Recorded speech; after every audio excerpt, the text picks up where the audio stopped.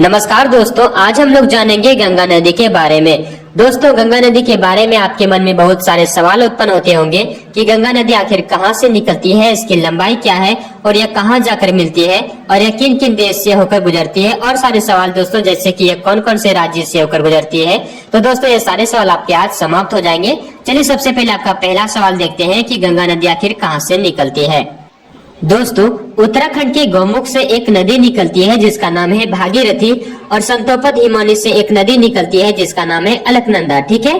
और दोस्तों, भागीरथी और अलकनंदा आगे जाकर देवप्रयाग पर मिल जाते हैं और दोस्तों, दोनों नदी की गहराई समान होने के कारण उस जगह से नदी का नाम चेंज कर दिया जाता है और उस नदी का नाम रखा जाता है गंगा। ठीक है। तो इस प्रकार दोस्तों गंगा नदी का निर्माण होता है। अगला सवाल देखते हैं दोस्तों कि भारत में गंगा नदी की लंबाई कितनी है। दोस्तों, गंगा नदी की लंबाई है 2525 किलोमीटर और दोस्तों गंगा नदी जो है वो भारत की सबसे लंबी नदी है। नेक्स्ट है दोस्तों कि गंगा नदी आपके किन किन राज्य से होकर गुजरती है। तो दोस्तों, भारत में गंगा नदी उत्तराखंड, उत्तर प्रदेश, बिहार, झारखंड और पश्चिम बंगाल इन सभी राज्यों से होकर गुजरती है। ठीक है।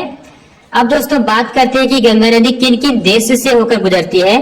तो दोस्तों, गंगा नदी जो है वो भारत, नेपाल और बांग्लादेश इन तीनों देश से होकर गुजरती है। दोस्तों, बांग्लादेश में गंगा को पद्मा के नाम से जाना जाता है। ठीक है। दोस्तों, आपका अगला सवाल है कि गंगा नदी के किनारे स्थित दार्शनिक स्थल, यानी कि गंगा नदी के किनारे कौन कौन से महत्वपूर्ण स्थल हैं।